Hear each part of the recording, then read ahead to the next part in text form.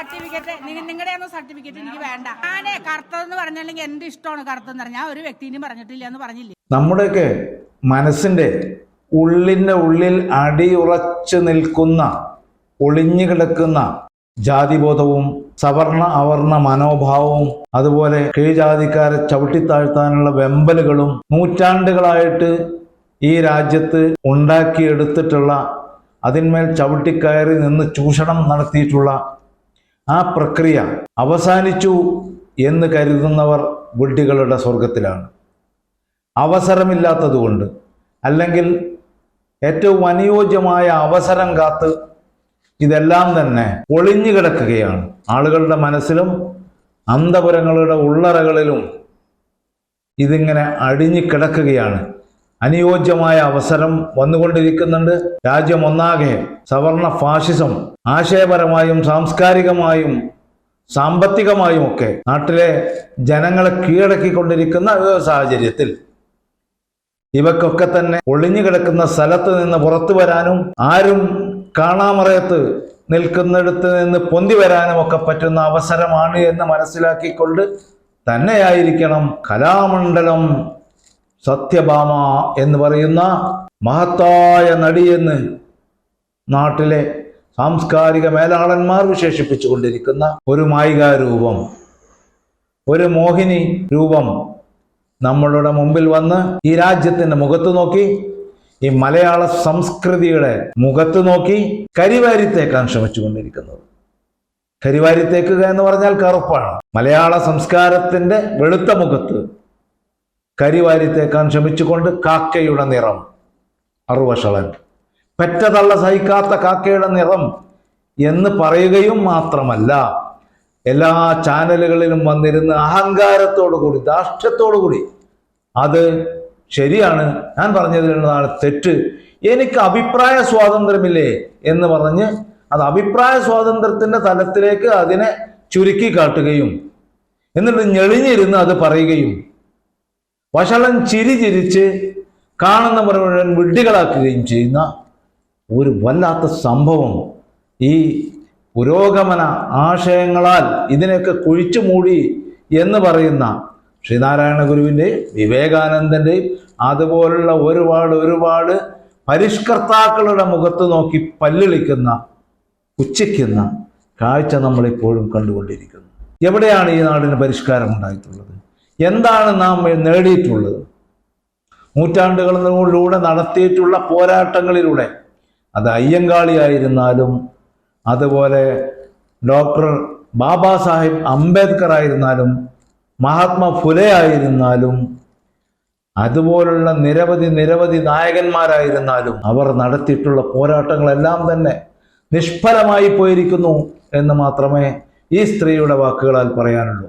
എനിക്ക് അത്ഭുതം അതല്ല, ഇത്രയേറെ കറുത്തതിനെ പുച്ഛിക്കുകയും കാക്കയോട് ഉപമിക്കുകയും പെറ്റതള്ള പോലും സഹിക്കില്ല എന്നൊക്കെ പറയുകയും ചെയ്യുമ്പോൾ പോലും അത് കേട്ടുകൊണ്ടിരിക്കുന്ന ആളുകളുണ്ട്. ഇതൊക്കെ പറയാൻ മീഡിയകളിൽ ഒക്കെ അനുവദിക്കുന്നത് നല്ലതാണ്, നമുക്കിത് മനസ്സിലാക്കാൻ. പക്ഷേ അതിനും ചുട്ട മറുപടി കൊടുക്കാതെ ബഹുമാനപ്പെട്ട ടീച്ചറെന്നും ആദരവോടെ പറയട്ടെ എന്നും ഇങ്ങനെയൊക്കെ പറഞ്ഞുകൊണ്ട് വീണ്ടും അവർക്ക് ആദരവ് കൊടുക്കുന്ന, അവരുടെ അഹങ്കാരത്തെ സമ്പുഷ്ടീകരിക്കുന്ന പെരുമാറ്റവും പരാമർശങ്ങളും അല്ല യഥാർത്ഥത്തിൽ വേണ്ടത്. കലാഭവൻ മണിയുടെ അനിയനാണ് രാമകൃഷ്ണൻ, മോഹിനിയാട്ടം നടത്തുന്ന അത് പഠിപ്പിക്കുന്ന രാമകൃഷ്ണൻ എന്ന് പറയുന്നത്. കലാഭവൻ മണിയോട് ഈ സമൂഹം എന്ത് കാണിച്ചു എന്നത് നമ്മുടെ മുമ്പിലുണ്ട്. എത്രമാത്രം ഉച്ചനീചത്വത്തിനും വിവേചനത്തിനും കലാഭവൻ മണി ഇര ആയിരുന്നു എന്നും അങ്ങനെയുള്ള സങ്കടം കൊണ്ട് കള്ളു കുടിച്ച് മരിച്ചുപോയ ഒരാളാണ് അത്രയും വലിയൊരു കലാകാരനെന്ന ചരിത്രവും നമ്മുടെ മുമ്പിലുണ്ട്.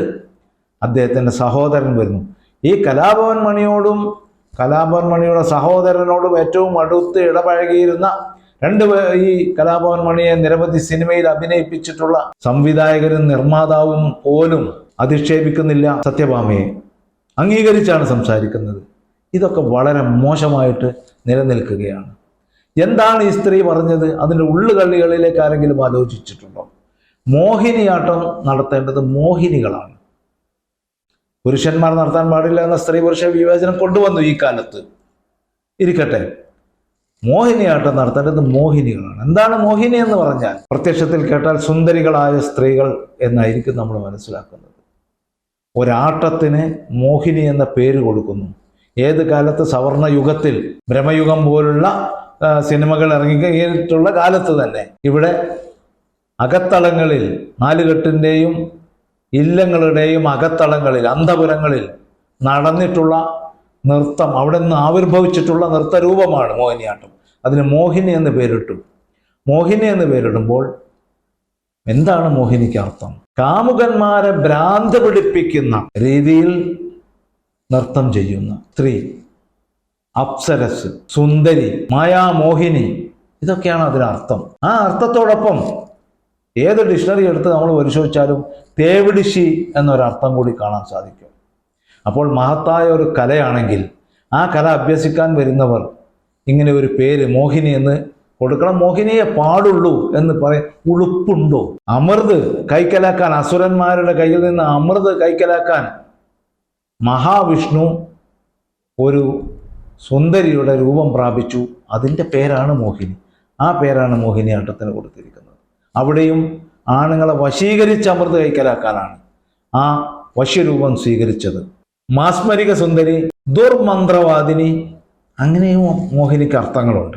ആ പേര് കൊടുത്തതിൽ തന്നെ അപാകതയുണ്ട് എന്നാണ് പറഞ്ഞു വരുന്നത്.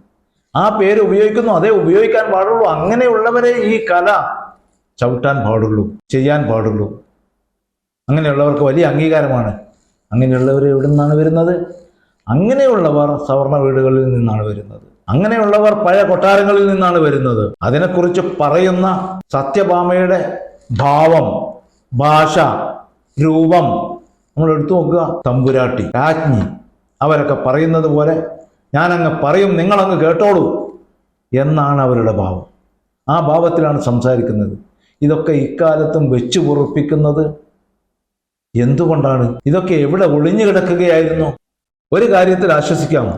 ഇങ്ങനെയുള്ള മനോഭാവങ്ങളും ചിന്താഗതികളും മേധാവിത്വ ബോധവും ഇവിടെ നിന്നും എവിടെയും പോയിട്ടില്ല.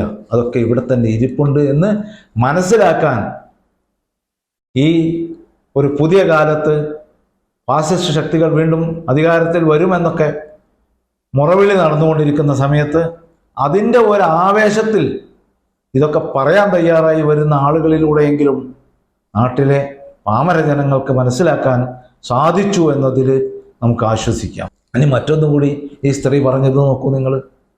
ഒന്നാമത്തത് മോഹിനി, അപ്സരസ്, സുന്ദരി, ദുർമന്ത്രവാദിനി, പുരുഷന്മാരെ വശീകരിക്കാൻ ഭ്രാന്ത് പിടിപ്പിക്കുന്ന രൂപത്തിൽ നൃത്തം ചെയ്യുന്ന ശൃംഗരിക്കുക, അതാണ് ഇതിൽ പറയുന്നത്. മോഹിനിയായിരിക്കണം, ശൃംഗാരം ഉണ്ടായിരിക്കണം. ആണുങ്ങൾക്ക് അങ്ങനെ ശൃംഗാരം ഉണ്ടാക്കാൻ പറ്റുമോ എന്നാണ് സത്യഭാമ ചോദിക്കുന്നത്. ഒരു ടീച്ചറാണോ ഇവർ? അധ്യാപികയാണോ ഇവർ? ശരി.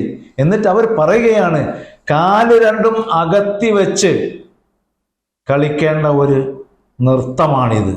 ശരിയാണ്. മോഹിനിയാട്ടം കണ്ടാൽ എല്ലാവർക്കും അത് മനസ്സിലാകും. അങ്ങനെ ഒരു പുരുഷൻ കാലകത്തി വെച്ചാൽ എന്തൊരു വൃത്തികേടാണെന്നാണ് ചോദിക്കുന്നത്.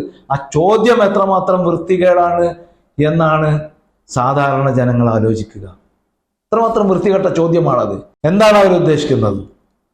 ശരി, രാമകൃഷ്ണൻ എന്ന് പറയുന്ന താഴ്ന്ന ജാതിക്കാരനായ കഷ്ടപ്പെട്ട് പഠിച്ചു വളർന്നിട്ടുള്ള ആൾക്ക് കാലകത്തി വെച്ച് അത് അരോചകമായ കാഴ്ചയാണ് എന്ന് പറയുന്ന ഈ സ്ത്രീകൾ അങ്ങനെ നൃത്തം ചെയ്താൽ അത് മഹനീയമായ കാഴ്ചയാണ് എന്നല്ലേ അർത്ഥമാക്കുന്നത്? പുരുഷന്മാർ കാലകത്തി വെച്ച് അങ്ങനെ നൃത്തം ചെയ്യുമ്പോൾ അരോചകമാവുകയും സ്ത്രീകൾ അങ്ങനെ ചെയ്താൽ, മോഹിനികൾ വെറും സ്ത്രീകളല്ല, അപ്സരസായിട്ടുള്ള സുന്ദരികൾ, മോഹിനികളായിട്ടുള്ള സുന്ദരികൾ അങ്ങനെ ചെയ്താൽ ഭയങ്കരമായിട്ടുള്ള സന്തുഷ്ടമായ സംതൃപ്തമായിട്ടുള്ള ആണുങ്ങളെ ത്രസിപ്പിക്കുന്ന കാഴ്ചയായിരിക്കും അത് എന്നിവർ പറയുകയാണ്, പച്ചയായി പറയുകയാണ്. ലജ്ജിക്കുക, എൻ്റെ മലയാള കേരള സംസ്കാരമേ ലജ്ജിക്കുക എന്ന് മാത്രമേ പറയാൻ കഴിയൂ. മനസ്സിലെ രഹസ്യങ്ങൾ താനേ തുറക്കും. അത് ഡയമണ്ട് പറയുമ്പോൾ മനസ്സിലെ വികാരങ്ങൾ ഡയമണ്ടിനൊപ്പം പറയൂ. മലബാറിലേക്ക് വരും. കൂടുതൽ വാർത്തകൾക്കും വിശേഷങ്ങൾക്കും ന്യൂസ് ലൈവ് TV സബ്സ്ക്രൈബ് ചെയ്യുക.